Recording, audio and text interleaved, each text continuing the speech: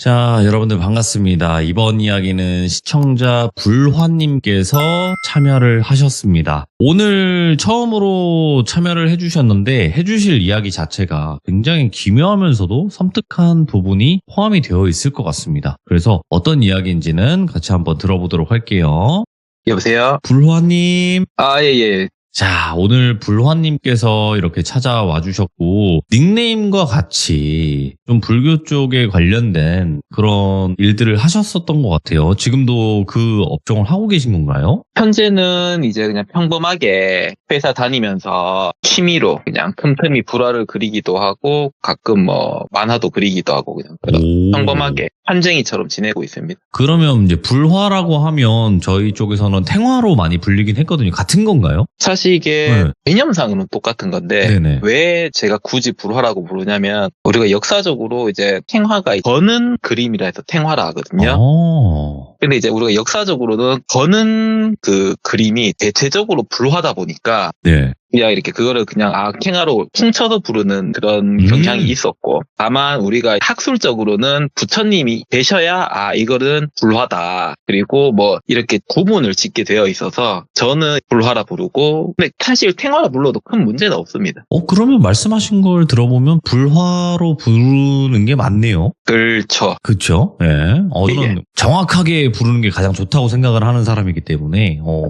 자, 그러면 오늘 해주실 이야기가 당연히 불교, 뭔가 절에 관련된 이야기도 많이 나올 것 같은데요. 맞죠? 예, 맞습니다. 알겠습니다. 그럼 도대체 어떤 기묘하면서 섬뜩한 일들이 있는지 같이 한번 들어보도록 할게요. 렛츠가! 길이십니다. 불화요!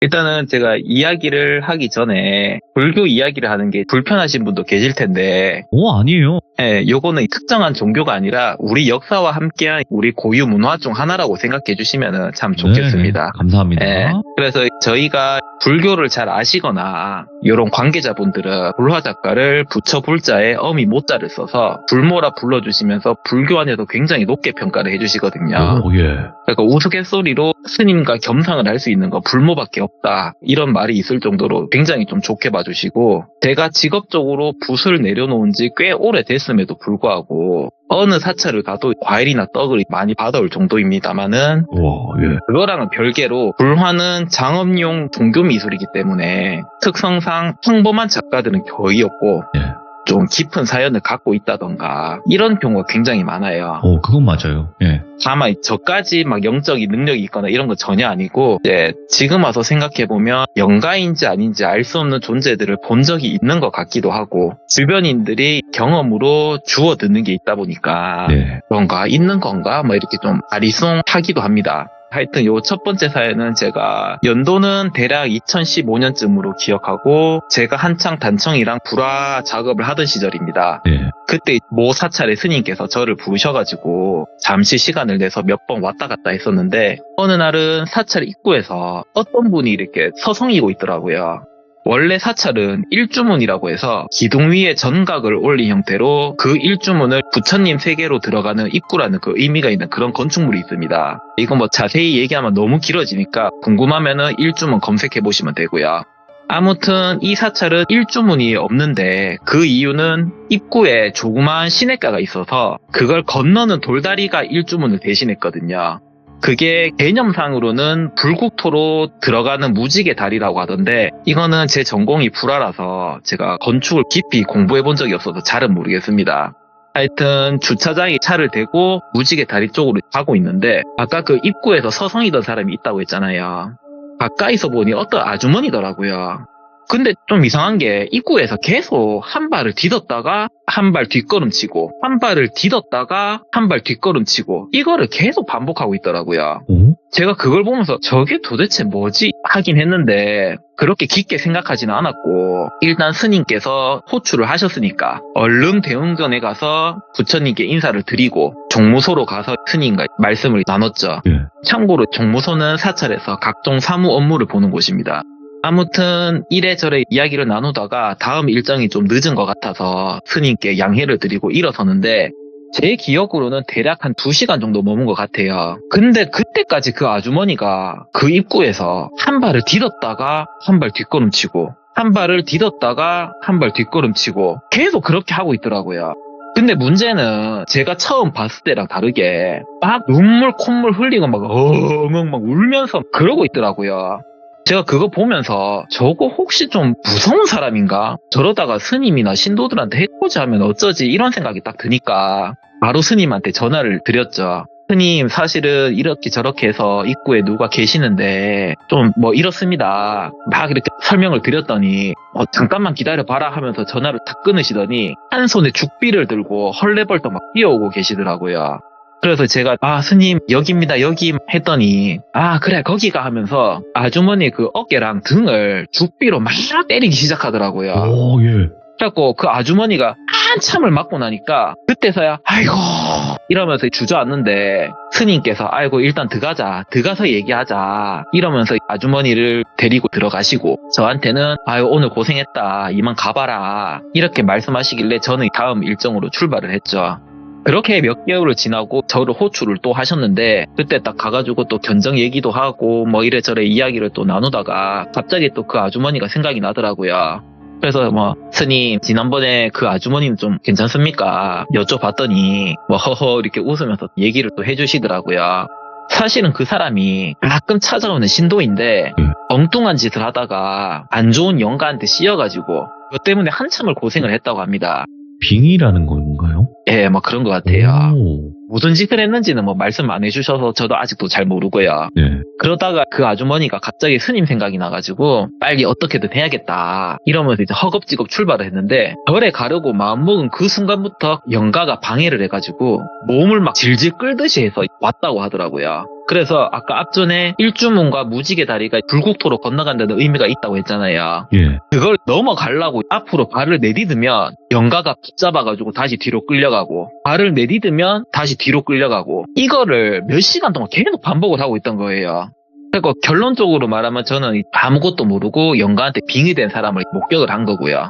그래서 스님께서 죽비로 영가를 내리쳐가지고 내쫓아낸 다음에 절 안에서 아주머니한테 필요한 조치를 했고 지금은 또 건강하게 잘 지낸다. 예. 이렇게 말씀을 하셨는데 그래서 눈앞에서 그런 일을 보자니 너무 신기합니다. 이렇게 말을 했더니 스님께서 그래 이번에는 좀 희한하긴 한데 이렇게 빙의하는 경우가 가끔씩은 있다. 나도 가끔씩 본다. 네. 그렇게 또 말씀을 하시길래 하여튼 그렇게 대화를 좀 나누고 저는 제 일을 하러 가고 그랬던 사연이 있습니다. 그런 경우들이 종종 있다고 하더라고요. 예. 오, 신기하고도 기묘하면서 섬뜩한 부분이 있네요. 그 귀신 자체는 그 안으로 못 그렇죠. 들어가는 듯이. 그거를 뒤에서 붙잡았다는 게 저는 그 부분이 좀 섬뜩하더라고요. 그러니까요. 그러면 네. 또 다른 이야기가 있다고 하셨는데 어떤 이야기가 될까요? 두 번째 이야기는 네. 그 지인이 겪었던 일이고 요거는 저희 업계인들끼리 회식하는 자리에서 자기들이 겪었던 일들을 다 얘기를 할 때 제가 십수가지를 들었던 거라서 제 이야. 기억에 혼선이 있을 수 있다는 점을 미리 한번 말씀드리겠습니다. 네. 일단 이 지인은 저와 같은 미술과였고 그 집안에 무속인이 계시지만 자기는 무당대 팔자까지는 아니라고 했었습니다. 근데 어떻게 살다 보니까 인연이 돼서 불화를 배우게 됐다 하더라고요. 아무튼 이 지인이 자신의 친구가 자취방을 잡는다고 해서 그걸 도우러 갔는데 미술과를 나와보신 분은 알겠지만 저희들은 잠자는 시간 빼고는 계속 과실에 붙어 있어야 과제를 쳐낼 수가 있거든요. 야작이라고도 하는 그런. 예. 그래서 밤에 작업하고 일하는데 그래서 기숙사처럼 통금이 있거나 이래저래 통제가 있는 곳에서는 좋은 점수를 받기가 굉장히 힘듭니다. 그리고 또 미술하는 사람들이 또 자유로운 영혼이 많다 보니까 기숙사보다 자취를 좀 선호하기도 하고요. 아무튼 요 지인이 자취방을 구해본 경험이 많다 보니까 친구랑 같이 원룸이나 하숙집을 좀 돌아다녔다고 하는데 방을 몇 개 보고 나니까 마음에 드는 곳이 있었다고 합니다. 집 자체는 약간 오래된 벽돌 양옥집이었는데 1층에는 주인집이 살고 2층은 방을 3개로 개조해가지고 그렇게 임대하는 곳이라 하더라고요. 방향도 동남향이고 물도 엄청 잘 나오니까 지인이 친구한테 야 나도 여기서 같이 살자 이렇게 할 정도로 농담도 나누고 했는데 그래서 집 주인이랑 친구가 계약건으로 이야기를 좀 나누고 자기는 통창이 있어가지고 바깥을 그냥 아무 생각 없이 그냥 쳐다봤는데 바깥에 그 전신주 사이에 보면 전선이 있잖아요. 그 전선 사이에 뭐가 있었다고 합니다. 나무늘보랑 비슷한 자세로 전선에 뭐가 매달려 있었다고 하는데 자세히 보니까 동물처럼 보이진 안 하고 사람이랑 비슷하긴 한데 그렇다고 또 사람은 아니고 그러니까 이게 표현을 어떻게 해야 될지 모르겠는데 그냥 어떤 게 매달려 있었다고 하거든요. 그러니까 뭔가 싶어서 자세히 봤더니 그 어떤 게 얼굴을 싹 돌리더니 자기를 딱 보면서 양쪽 입가가 귀까지 찢어질 정도로 씩 하고 웃었다고 합니다. 그래서 너무 놀래가지고 소리도 못 지르고 있다가 친구가 야, 니 뭐하냐 이러면서 어깨를 탁 쳤을 때 그때 정신을 차렸다는데 다시 거기를 보니까 아무것도 없었고요. 그래가지고 자기도 이제 그런 걸 본 게 생전 처음이기도 하고 그렇게 무속적인 걸 함부로 얘기했다가 사람들과 멀어질 수도 있고 그렇게 또 좋지도 않은 거를 함부로 얘기하는 것도 또 경우가 아닌 것 같아서 그냥 입을 다물었다고 하는데 그 1학기가 끝날 때쯤에 그때 그 친구가 사고로 다쳤다고 하는데 그 친구가 평소처럼 학교 가려고 계단을 딱 내려가는데 갑자기 계단을 떼굴떼굴 굴러서 다리뼈가 부러져가지고 그렇게 큰 부상을 입었다고 하거든요. 사실은 자기가 창밖에서 그 봤던 어떤 게 생각이 나가지고 예. 그 학기 동안 가끔 친구한테 별일 있나 없나 이제 놀러 가보기도 하고 밥이나 반찬 서로 나눠준다는 핑계로 하룻밤 막 자러 온나 아니면 내가 자러 갈까 막 이런 식으로 왔다 갔다 하기도 하고 했는데 학기 말이라서 과제하느라 바빠서 친구한테 신경을 못 쓰고 있었을 때 그때 사고가 난 거거든요. 그래서 친구한테 그 어떤 거를 말을 할까 하다가 결국에는 말을 못하고 그냥 너 다쳤으니까 나랑 같이 있자 내가 도와줄게 하면서 자기 자취방에 데리고 와서 그 학기를 마쳤다고 했습니다. 그리고 방학이 시작돼가지고 자기도 뭐 집에 가고 친구도 집에 돌아갔는데 아무리 생각해도 이해가 잘 되지 않아서 집안 어르신이 무속인을 찾아가서 상담을 한번 했죠. 그랬더니 그분이 말씀하시는 게 그럼 네가 지금 악기를 봤구나 그렇게 말을 했다고 합니다. 원래대로라면 더 큰 사고가 더 빨리 났을 건데 그래도 네 덕분에 그 정도에서 그쳤다. 그나마 다행이다 이렇게 말을 했다고 하거든요. 아까 제가 첫 번째 얘기할 때 말씀드렸지만은 불화 작가는 대접을 후하게 받는다고 했잖아요.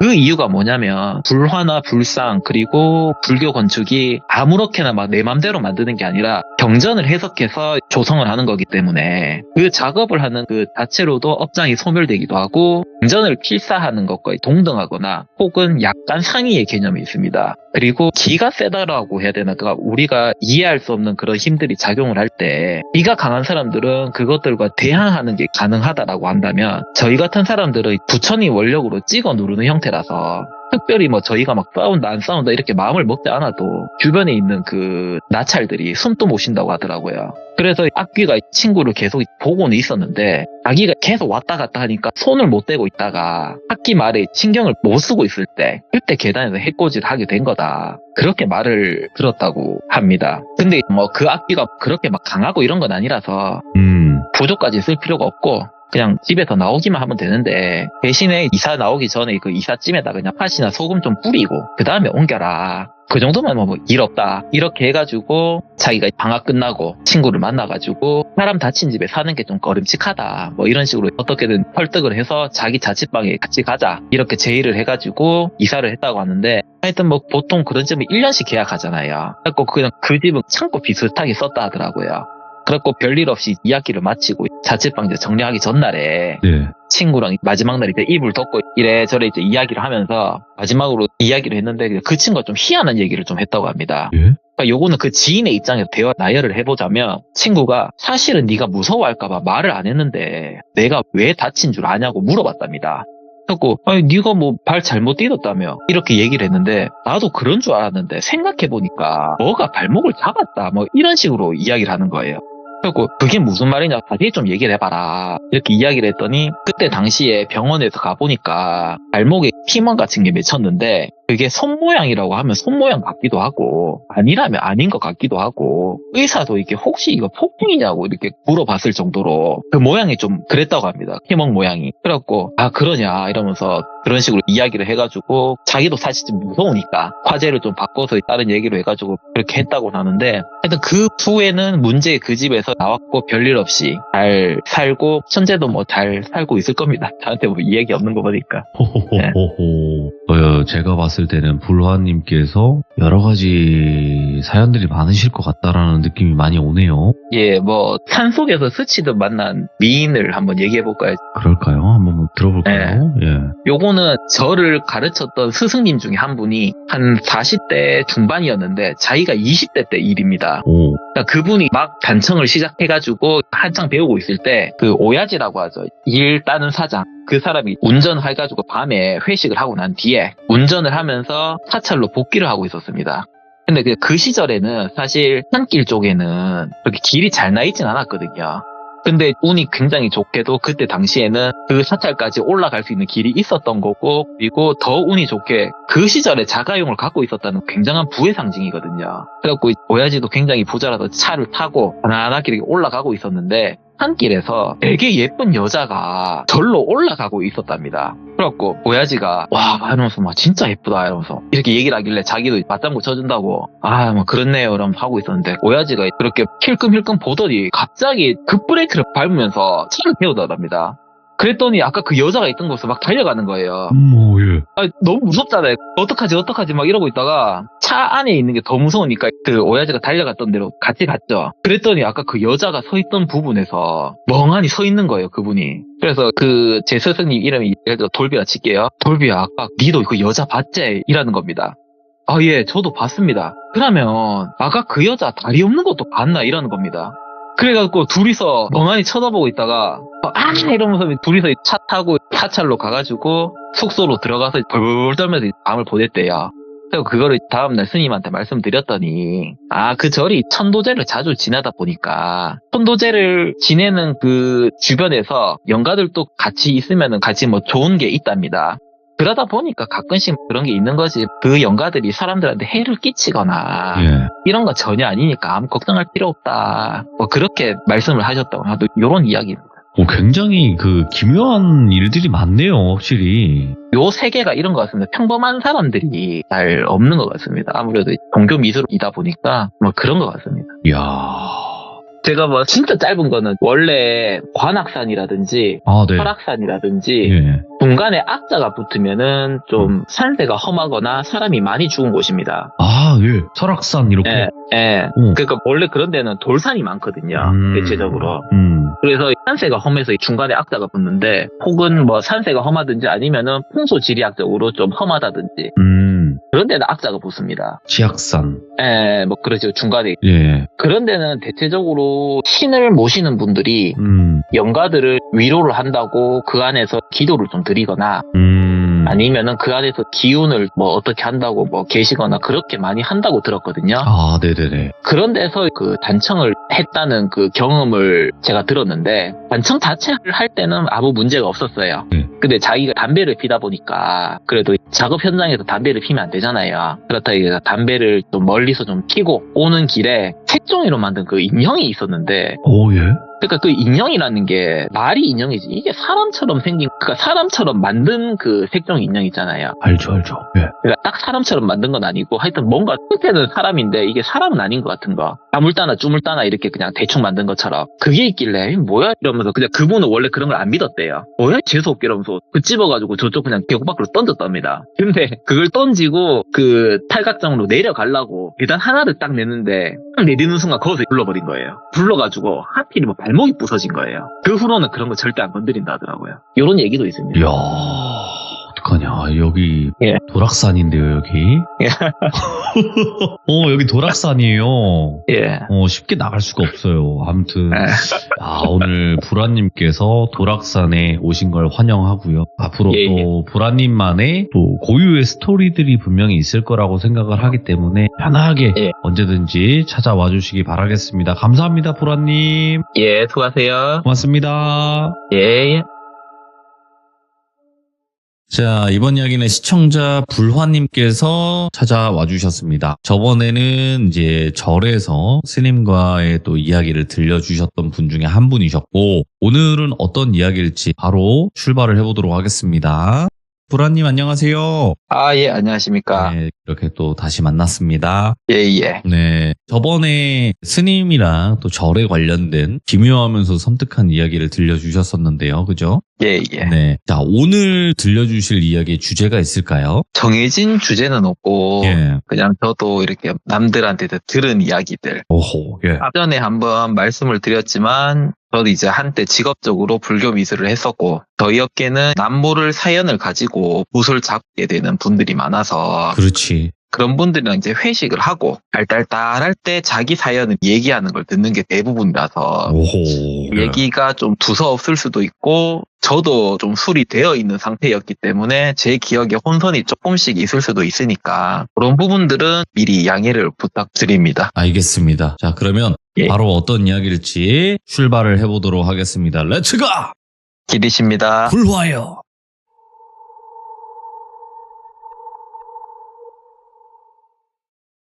이거는 저희 지인 중 한 명이 어렸을 때 겪은 거고요. 보통 계곡이라고 하면 여름이 되면 뭐 캠핑을 한다든지 놀기 좋고 재미있고 이런 이미지가 있습니다. 맞죠. 그런데 그렇게 좋은 곳은 관광객들이 많다 보니까 자연 속에 있다는 그런 느낌은 잘 안 나거든요. 그래서 이 지인의 아버지가 약간 모험심이 있고 배포가 크다고 하는데 사람들이 우글우글한 게 마음에 안 들었는지 잠깐 어디 갔다 온다면서 계곡 위로 막 올라갔습니다. 그때는 자기네 가족들이랑 친구 가족들이랑 그렇게 놀러를 간 거라서 자기 아버지랑 친구 아버지는 위로 올라가고 지인은 친구랑 막 물장구를 치고 어머니들은 자기들끼리 이제 수다를 떨다가 맛있는 거 해먹고 그랬대요. 그렇게 시간이 좀 지나니까 두 분이 아버지가 내려와가지고 아 멋있는데 찾았다. 남들이 발견하기 전에 빨리 자리를 차리러 가자. 이렇게 이야기를 해서 텐트랑 짐이랑 주섬주섬 올라갔다고 합니다. 그래가지고 올라가는 길이 좀 험했다는 것 뿐이지 거기 계곡은 객관적으로 봤을 때 굉장히 좋긴 했다고 해요. 예. 물도 적당히 깊고 텐트 칠만한 공간도 평평하게 잘 나오고 하여튼 굉장히 좋았다고 합니다. 근데 지인 생각에는 일단 그때 자기가 너무 어려서 그때 당시에는 표현할 단어를 잘 몰랐는데 지금 와서 생각을 해보니 음기가 굉장히 강했다 이런 느낌이 들었다고 했거든요. 더운 여름인데도 불구하고 좋게 말하면 시원하고 나쁘게 말하면 서늘했다고 하더라고요. 그래서 거기가 도착하자마자 저녁밥도 먹고 지인이랑 친구, 엄마 2명의 같은 텐트에서 자고 아버지끼리는 술을 계속 마시고 뭐 그렇게 했다고 합니다. 90년대 학창시절을 겪어보신 분들은 대부분 잘 아실 텐데 그때 당시에 유행을 했다고 해야 되나 그때의 느낌이 있는 텐트가 있어요. 약간 나일론으로 돼가지고 습기 냄새 나고 막 이러는 거 그런 냄새가 나는 텐트에서 자는데 새벽에 그 냄새가 너무 심하게 나니까 잠에서 일단 깼다고 합니다. 근데 이 텐트 안에서 자고 있으면 사람들이 다 이렇게 누워있거든요. 근데 친구가 출입구 쪽을 바라보고 앉아 있었대요. 이 친구의 이름이 편의상 또리라고 가정을 하겠습니다. 또리야 안 자고 뭐해? 라고 물으니까 아니 저기서 계속 노랫소리가 들려서 깼다 이러는 겁니다. 그 계곡 방향을 가르치면서 근데 지인은 그 노랫소리가 안 들렸거든요. 근데도 친구는 아니다 계속 노랫소리가 들린다 계속 이렇게 우기더래요. 그러면서 계속 나갈라 하고 그래서 그 어린 마음에도 아 이거 뭔가 좀 이상하다 이런 생각이 드니까 친구한테 듣긴 뭐가 들리냐 그냥 자자 이러면서 친구를 꼭 끌어안고 자리에 누웠다고 합니다.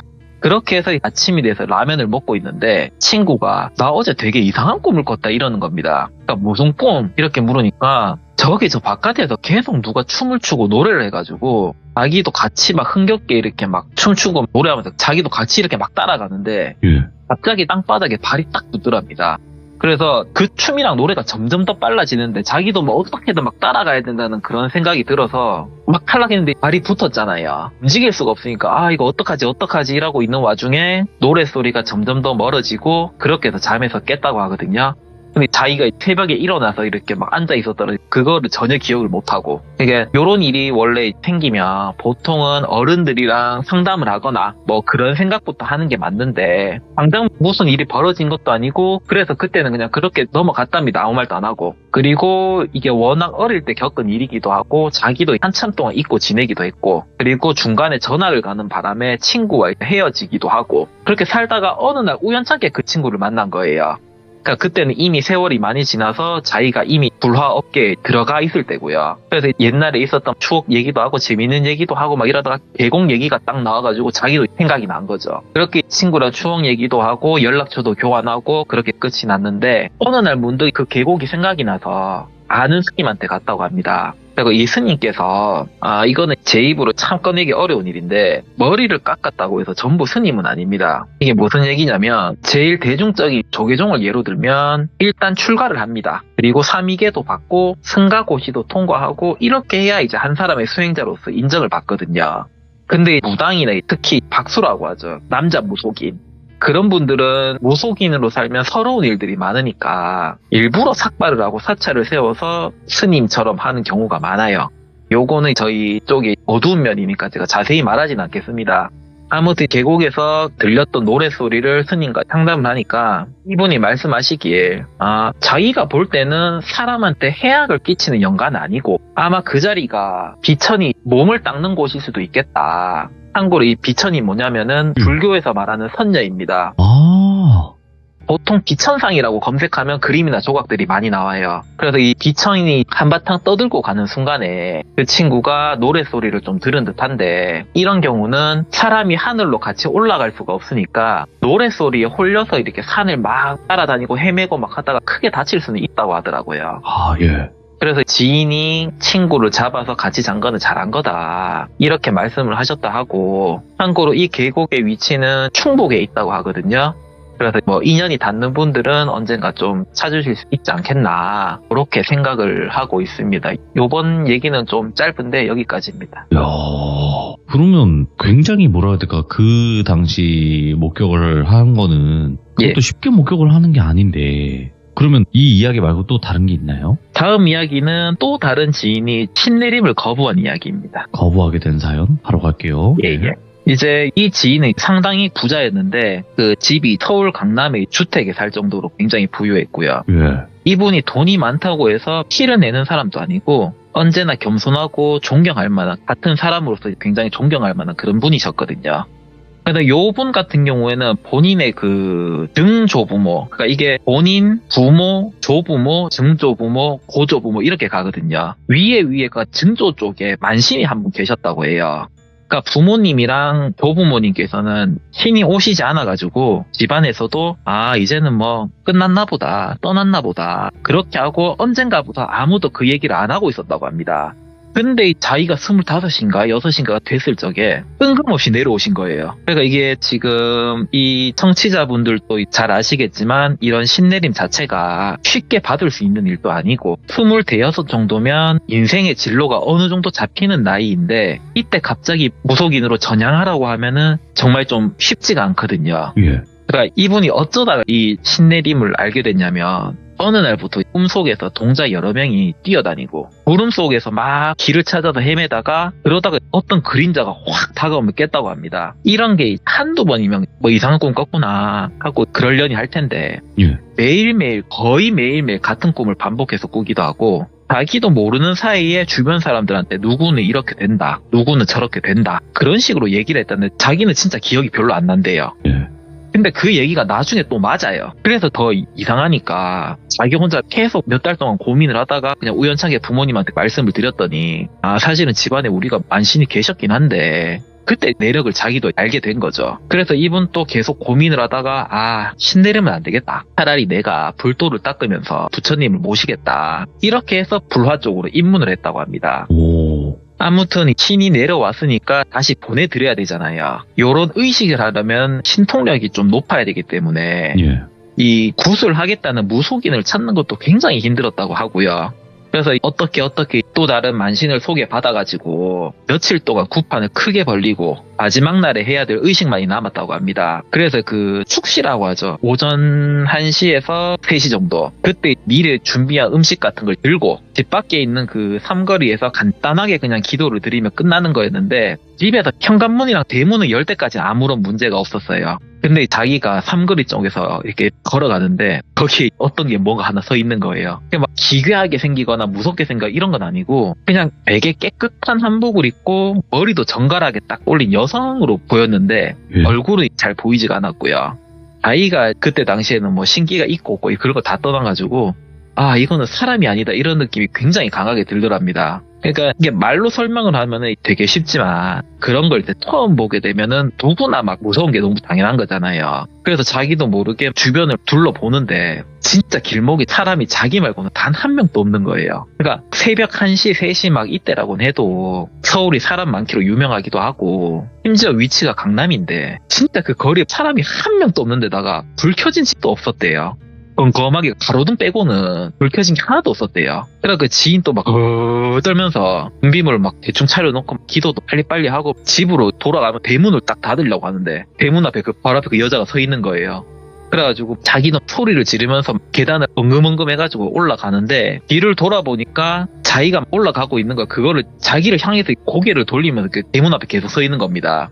그래서 그날 밤은 잠도 못 자고 떨다가 다음날 만신 무속인한테 이런 일이 있었습니다. 말을 하고 이렇게 하는데 그분이 조곤조곤하게 설명을 했다고 하거든요. 아이고 이 친구야 그분이 지금 몇 대를 걸쳐서 왔기 때문에 자기 나름대로는 기대를 많이 하고 왔을 텐데 신내림을 거부한 게 기분이 좋겠느냐. 근데 음식 뭐 대충 던지듯이 차리고 기도도 대충 하고 이러면 화가 나겠냐 안 나겠냐. 예. 큰일 나기 전에 내가 나를 다시 잡아줄 테니까 지극정성을 들여서 다시 보내드려라 라고 해서 다시 나를 잡고 정성스럽게 기도를 올려가지고 신을 보내드렸다는데 그 신이 그 지인의 밑대로 다시 오실 수는 있대요. 그 핏줄을 타고. 그래서 불화를 가업으로 삼아서 계속 하든지 아니면은 언젠가는 신내림을 받아서 단도리를 치든지 둘 중에 하나를 언젠가는 선택을 해야 된다. 그렇게 이야기를 했다고 합니다. 요번 얘기는 여기까지입니다. 와, 아니 근데 확실히 불화를 그리시면서 그 길로 가시는 분들은 일반적이진 않네요. 이야기가. 아무래도 저도 조금 소심하고 이런데 기는 세다 하더라고요. 오, 뭔 말인지 남한테 막 알겠다. 싫은 소리도 못하고 막 소리도 잘 못 지르고 이러는데 그거랑 별개로 오. 그 사람 성격이랑 기 세고 막 이런 거랑 별개라고 하는데 대부분 불화 그리는 사람들이 대부분 기가 세다고 합니다. 아무나 못 그리는 것 같아요. 아무리 뭐 미술적으로 한다고 하더라도. 이게 팔자에 있어야 그린다고 하더라고요. 그러니까요. 그러면 예. 또 이야기가 있어요? 아우, 너무 재밌는데? 다음은 폐건물 체험담입니다. 야, 폐건물 가볼게요. 들어갈게요. 이게 아까 방금 불화 작가들에 대해서 이야기를 했지만 사실 사람 사는 곳이 다 그래요. 종교 미술을 한다고 해서 다 보고하고 교양이 있고 이렇진 않거든요.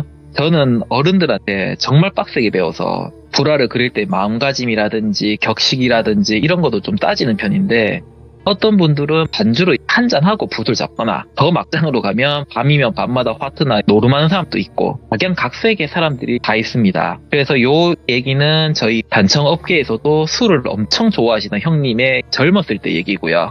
그러니까 요 단청이 뭐냐면은 사찰 건물에 보면은 알록달록하게 칠해놓은 게 있거든요. 그걸 단청이라고 하는데 이 일을 하려면 전국을 다 돌아다녀야 되고 제주도나 해외에 갈 때도 있거든요. 저 또한 해외에서 몇 개월 동안 일한 적이 있습니다. 그래서 이 형님이 일을 한번 나가면 가족들도 그렇고 친구들도 그렇고 항상 오랜만에 만나는 거거든요. 이 형님이 친한 친구 3명이 있는데 그 중에 하나가 그때 당시에 결혼을 안 한 노총각이라서 혼자서 빌라에 살다 보니까 뭐 모임 같은 게 있으면 항상 그 친구 집에 가서 모여서 뭘 했다고 합니다. 네. 그래서 소주를 짝이라고 하죠. 그 플라스틱 박스로 이렇게 돼 있는 거. 그거를 항상 2짝을 사서 자기들끼리 라면을 이제 삶아가지고 이렇게 엄청 마시고 그랬다고 하거든요. 예. 그러니까 친구들도 술을 워낙 잘 마시니까 그렇게 술자리를 하는데 한 명이 여기 주변에 폐가가 있다는데 한번 가볼래? 하고 제의를 한 겁니다. 가들이 술이 얼큰하게 들어갔으니까 이제 간이 커지기도 하고 거기서 남자들끼리 나 못 가겠다 뭐 이렇게 하면은 남자들끼리 발구고 뭐 그런 게 있거든요. 네네.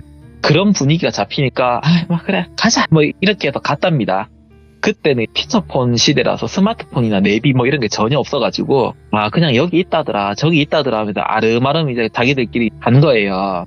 근데 거기는 보통 폐가라고 하면은 막 산속에 있고 막 그런데 거기는 좀 위치가 외졌다는 것 뿐이지 사람들 사는 곳이랑 걸어가지고 한 15분 20분 그렇게 멀지도 않았고 자세히 보니까 폐가가 아니고 그냥 이게 폐병원이었다고 하거든요. 참고로 요 얘기에서 나오는 폐병원은 위치가 경기도 쪽인데 이 얘기를 들을 당시에 지도를 찾아서 보니까 이미 주택단지 같은 게 막 들어섰더라고요.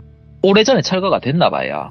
하여튼 이 폐병원을 보니까 저희는 그 불화를 그릴 때 부처님의 얼굴을 상호라고 부르고 그 이하나 목부제는 낯짝이라 부르거든요. 그 형님의 말에 따르면 거기 가보니까 건물 낯짝이 장난이 아니더라. 그렇게 말을 하더라고요. 아무튼 이 친구들이랑 같이 병원 한 바퀴를 돌아야 되는데 우리가 이신으로 생각해보면 단청을 하는 형님이 제일 세다고 생각이 되잖아요. 근데 이 형님이 뭐 귀신을 믿는 건 아닌데 뭐 그렇다고 해가지고 뭐 안 좋다는 거 뭐 굳이 하지도 않는 뭐 그냥 직업적으로 불교에 있다는 것 뿐이지 그냥 보통 사람이랑 똑같은 생각을 갖고 사는 사람이거든요. 근데 남자들끼리 분위기가 이렇게 잡혔으니까 뺄 수는 없고 그래서 그 형님을 선두해가지고 쭉 막 이렇게 한 바퀴 돌고 왔답니다. 거기까지는 아무 문제가 없었거든요. 근데 어느 날부터 친구 한 명이 연락이 잘 안 되는 거예요. 편의상 그 친구를 똘비라고 하겠습니다. 맨 처음에는 똘비 이 녀석이가 결혼하더니 변했네. 신혼이라고 친구를 버리고 안 되겠네 막 이러고 그냥 말았답니다. 그러다가 서울 쪽에서 일이 들어와서 2달 정도 일을 하고 강원도 쪽에 가서 1달 정도 일을 하고 있는데 그 친구 중에 한 명이 전화가 온 겁니다. 야, 너 똘비한테 연락이 되냐? 하길래 아니 나도 연락이 안 되던데? 이렇게 대답을 하니까 그러냐? 이상하다. 일단 알겠다 하고 끊더랍니다. 이때까지 이 형님도 별 생각이 없었다고 하거든요. 근데 3일 뒤에 전화 왔던 친구가 야 똘비 이거 큰일 났다. 뭐가 씌인 것 같다 이러는 겁니다. 그러니까 똘비가? 이러니까 아니 이게 말로 설명을 못하겠다. 네가 한번 봐야 된다 이렇게 얘기를 하길래 알았다. 여기 현장 끝나고 모두 한번 모이자 이렇게 얘기하고 그냥 약속을 잡았답니다.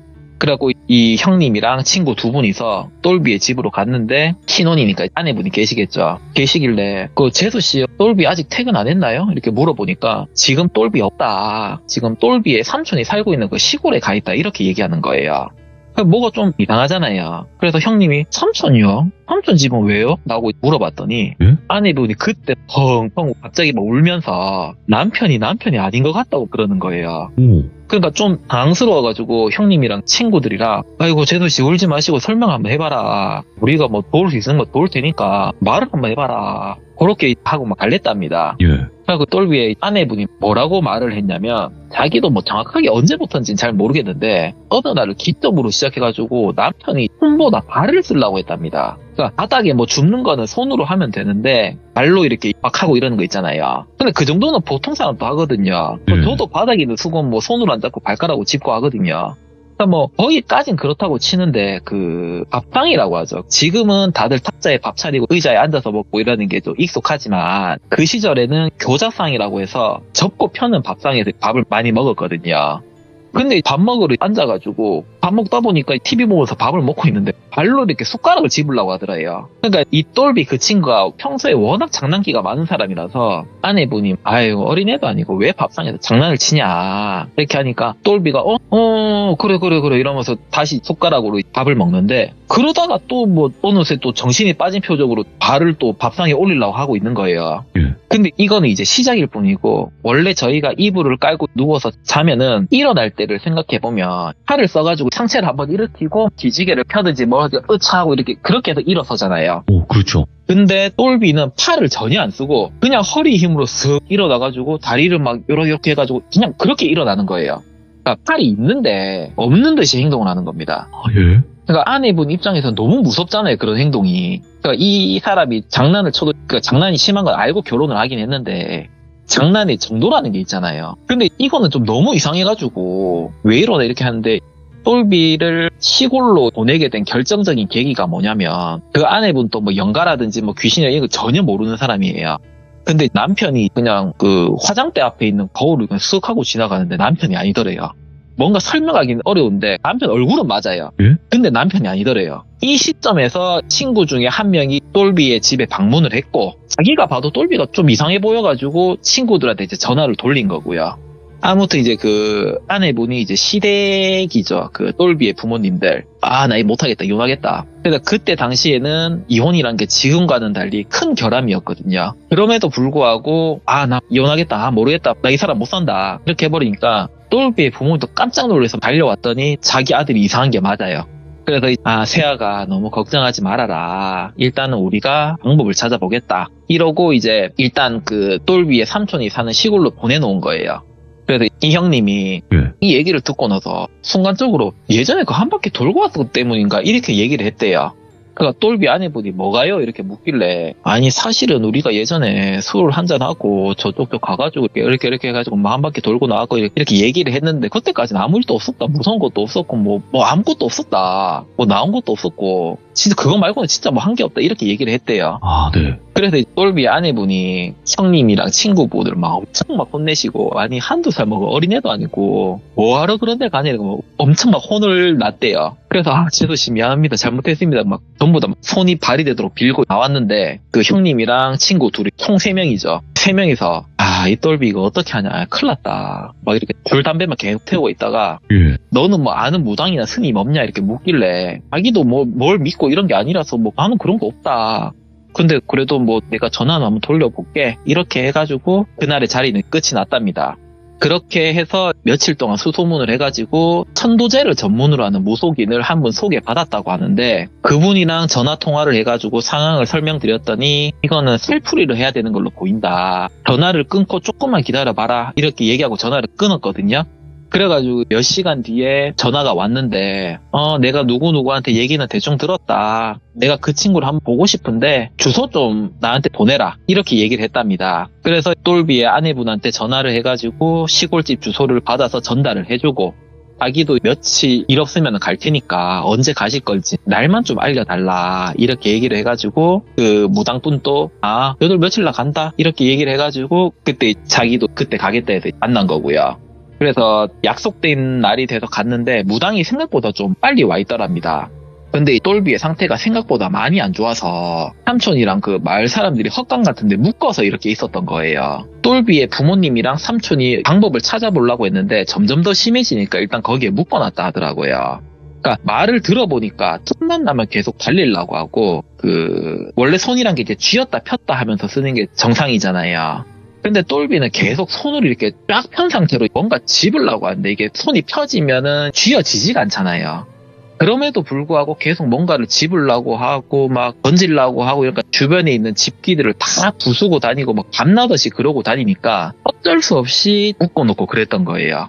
그런 광경이 좀 흔한 게 아니다 보니까 그걸 보는 형님도 좀 충격을 받았고 아니 내 친구가 이렇게 됐다고? 뭐 이런 식으로 해가지고 그래가지고 무당을 이렇게 딱 쳐다봤는데 아무 말도 안 하고 고개를 갸웃갸웃하면서 똘비를 계속 관찰만 하더랍니다. 예? 그래서 자기도 똘비를 한번 딱 봤는데 진짜 사람들 말처럼 손을 쫙 펴고 쥐지를 않는 거예요. 야 이거 진짜 좀 이상하긴 하다 이 생각을 하고 있을 때 무당이 됐다 더 볼 필요가 없다 이러면서 마당으로 나가는 겁니다. 그래서 이 똘비의 삼촌이랑 가가지고 아이고 선생님 이거를 어떻게 하면 좋습니까? 야가 어떻게 방법이 없겠습니까? 하면서 막 우는 소리를 했대요. 그래서 이 무당이 형님을 보면서 제 이름 똘비라고 했나 어디서 붙은지는 몰라도 객귀가 떠돌아다니는 귀신 객귀가 앉았는데 참 희한하네 팔이 없다 뛴 게 아니고 그냥 팔이 없네 이런 소리를 하는 겁니다. 그리고 형님한테는 뜬금없이 너 간청 죽을 때까지 해라. 안 그러면 머리를 깎던가 돈 놓으면 50전에 급살 맞는다 이렇게 얘기를 했답니다. 그리고 나서 이 똘비의 삼촌한테 원한이 억수로 깊은 게 붙어서 판을 크게 벌어야겠다. 1,000만 원 준비할 수 있겠냐 이렇게 얘기를 했다는데 그래서 이 형님이 친구 2명한테 전화를 돌려가지고 야 이거는 우리가 폐병원에 가서 벌어진 일가다. 이거는 우리 책임도 있는 사건인 것 같으니까 내가 어떻게든 400 정도 마련해보고 너네가 200씩 내고 안 그러면 이거 똘비 죽는단다 이렇게 막 얘기를 해가지고 형님이 400, 친구 2명이 400, 똘비 가족들이 200 이렇게 해서 총 1,000만 원을 만들겠다고 얘기를 하니까 무당도 그래 알겠다. 그리고 똘비 저 친구 상태가 별로 안 좋으니까 나를 최대한 빨리 잡아보자 이러고 갔답니다. 그리고 한 2주, 3주 뒤인가 구판이 벌였는데 이때는 형님이 못 가고 친구 중에 한 사람만 갔답니다. 그래서 전해 들은 얘기인데 내용이 뭐냐면 일단 구판은 똘비의 삼촌집 마당에서 벌였는데 무속인들이랑 일행들이 와서 막 춤추고 막 악기 치고 칼도 막 날아다니고 정신없이 챙챙챙챙챙챙 막 하고 있다가 갑자기 무당이 딱 멈추니까 주변이 싹 조용해지는 거 있잖아요. 근데 무당이 갑자기 눈물을 막 흘리면서 남자 목소리로 바뀌는데 뭐라고 했냐면 억울하다. 나는 너무 억울하다. 팔이 없는 채로 태어나서 엄마젖 한번 못 먹고 길가에 버려지고 학교도 못 다녀보고 글도 못 배워서 내 이름도 적을 수가 없고 평생을 괄시받고 천대받고 몸 아파서 죽었는데 내가 죽었어도 제사 한번 못 받아먹고 어디 뭐 가면은 맨날 쫓아내기나 하고 또 놀아다닌다. 내가 너무 억울하다. 진짜 너무 억울하다 이러면서 엉엉 울더랍니다. 그러니까 이게 보니까 나중에 듣기로는 객귀가 여기저기 이렇게 떠돌아다니다가 어떻게 폐병원에서 잠시 이렇게 쉬고 있었는데 마침 똘비가 지나가는데 그 친구가 신혼이라 했잖아요. 그러니까 질투가 나서 들러붙은 걸로 보인다고 하더라고요. 아, 네. 그래서 자기가 원래 팔이 없는 채로 살다 보니까 팔을 쓰는 법은 모르는데 그러니까 자기가 들러붙은 똘비는 팔이 있으니까 이걸 한번 써보고 싶어서 막 이렇게 저렇게 했는데 잘 안 된 거예요. 그래서 하여튼 무당이 다시 울음을 멈추고 자기 목소리로 돌아와가지고 이래저래 염을 하면서 똘비가 묶여있는 그 헛간에 들어가가지고 머리 위에 칼을 막 휙휙휙휙 하고 뭐 이상한 천목금으로 몸을 비벼주고 그렇게 했답니다. 그랬더니 똘비가 눈을 감고 후 하고 한숨을 내뱉고 기절하듯이 잠드는 것처럼 되고 무당도 길 바깥에 음식을 크게 한 상 차려가지고 한마는 인생 다 있고 좋은 데로 가라. 여기 있어봐야 좋은 것도 없고 네 마음만 아프다. 막 이런 식으로 뭐라 하면서 염도 외고 뭐 그렇게 했답니다. 그렇게 해서 구파는 이렇게 끝이 났고 똘비는 이틀 정도 땀을 뻘뻘 흘리면서 자다가 일어난 뒤로는 정상이 됐다고 하고요. 참고로 이 똘비가 장난이 굉장히 심하다고 했잖아요. 이 일이 다 끝나고 난 뒤에 아내분 앞에서 또 발가락으로 꼼지락대다가 등짝에 불이 날 때까지 한번 얻어맞았다 하더라고요. 그래갖고 몇 달 뒤에 이 똘비가 갑자기 형님한테 전화를 하는데 친구야 이거 참 이상하다 이렇게 이야기를 하는 겁니다. 그러니까 한 번 씌인 사람이 이상하다고 하니까 겁나잖아요. 아, 네. 그래갖고 형님이 야 똘비야 그러지 마라. 아 진짜 장난치지 마 이러면서 좀 이게 뭐라 했대요. 뭐라니까 아니 그게 아니고 내가 지금 마누라 따라서 시장에 왔는데 이 시장에 강아지를 내놓고 파는 경우가 있거든요. 그중에 하나를 공짜로 준다고 해도 사람들이 안 받는 게 있어가지고 이게 뭔가 싶어서 잠깐 구경을 갔는데 이 강아지가 아빠를 못 쓰는 강아지가 하나 있더랍니다. 그래서 형님이 그 말을 듣고 아 그러냐 내가 불교 쪽에서 일은 하고 있지만 윤회나 이런 건 솔직히 나도 잘 모른다. 근데 네가 겪은 일이 있는데 아빠리 불편한 그게 나타난 거는 뭔가 인연이란 게 있을지도 모른다. 네가 거두는 것도 한번 생각은 한번 해봐라. 그렇게 얘기하고 말았답니다. 그게 나중에 듣기로는 그 자리에서 바로 데려가지는 못하고 장을 보고 집에 갔는데 강아지가 계속 눈에 밟히는 거예요. 그래서 다시 시장에 가니까 마침 강아지 파는 사람이 트럭이 자기 짐을 다 싣고 가려던 참이라고 하는데 그래서 사장님 아까 그 강아지 팔렸습니까? 이렇게 물으니까 아이고 이걸 누가 데려가겠냐 그거 어떻게 뭐 처리해야지 이렇게 얘기를 하길래 사장님 그러지 마시고 내가 기름값 챙겨줄 테니까 나한테 주세요. 이렇게 해서 앞발이 불편한 강아지를 데리고 왔답니다. 근데 그 시절에는 애완동물이나 뭐 동물병원이나 이런 개념이 좀 희미했잖아요. 그러니까 자기가 퇴근하고 시간 날 때마다 앞발을 이렇게 쪼물쪼물 이렇게 쪼물러 주고 하니까 한 달 정도 지났더니 뭐 앞발도 슬슬 잘 쓰고 달리기도 잘하고 정상적으로 크더랍니다. 그 개가 자기 가족들도 잘 따르고 그렇게 했다는데 그리고 이 강아지가 똘비를 한번 살려준 적이 있대요. 얘가 원래 별로 짖지도 않았고 조용하게 잘 지내는데 그날은 유독 미친 듯이 막 짖고 안절부절하고 똘비의 아내분이 아유 얘가 왜 이래 하면서 안아주려고 했는데 그것도 거부하고 계속 바깥에 나가려고 했답니다. 개들이 현관문을 막 긁고 막 이러는 거 있잖아요. 그래서 자기도 뭐가 좀 이상해가지고 옷을 좀 껴입고 나가는데 그때가 초겨울이었다 하거든요. 똘비가 술을 너무 많이 먹어서 길목에서 자고 있었던 거예요. 그래서 이제 회식이 있으니까 늦는다 이 얘기는 해가지고 그래 그런가 보다 하고 기다리고 있었는데 걔가 짖어가지고 바깥으로 나왔더니 똘비가 길에서 자고 있었던 거거든요. 가만히 놔뒀으면은 얼어 죽었을 수도 있는데 그 일 이후로 걔는 더 예쁨을 받고 또 천수를 누리다가 갔는데 이때 온 가족이 펑펑 울면서 보내주고 그래서 똘비라는 친구가 나중에 말을 하기를 자기 생각에는 팔이 없었다던 그 귀신이 어떻게 인연이 돼가지고 자기 강아지로 온 것 같다. 그게 아니더라도 그렇게 됐다고 생각하고 싶다. 더 오래 살았으면 좋았을 건데 다음 생에는 좀 좋은 데 태어나가지고 행복하게 살면 좋지 않겠나. 이런 식으로 또 얘기를 했다고 합니다. 이번 얘기는 여기까지입니다. 오늘 불화님께서 해주신 이야기도 정말 듣기 힘든 이야기들인데 이렇게 들려주셨네요. 그리고 불화님도 이야기가 좀 긴 편은 아니시고 이제 옴니버스식으로 짧게 해주시지만 그래도 굉장히 또 고생 많이 해주셨는데 앞으로 또 불화님께서 들려주실 이야기들이 어떤 이야기일지 모르겠지만 그 불화님만의 매력이 있어요 이야기에. 왜냐면 그 기묘함과 또 섬뜩함이 같이 공존하는 그런 느낌이 있거든요. 딱 그 느낌이 있는 이야기들만 들려주셔서 너무너무 예. 감사드리고 또 다음번에 다른 이야기로 꼭 찾아와 주시기 바래요. 감사합니다. 예, 감사합니다. 네. 예. 불안님께서 참여해 주실 때 좀 이런 류의 이야기들을 굉장히 많이 가지고 계신 분이거든요. 아무래도 불화, 말 그대로 이제 탱화 비슷한 느낌이라고 생각을 하시면 돼요. 불교에 있는 그림 같은 걸 그리시는 분인데, 그래서 그런지 또 여러 가지 이야기들이 굉장히 많으니까 업로드가 되면 이야기 꼭 많이 들어주시길 바라겠습니다. 감사합니다.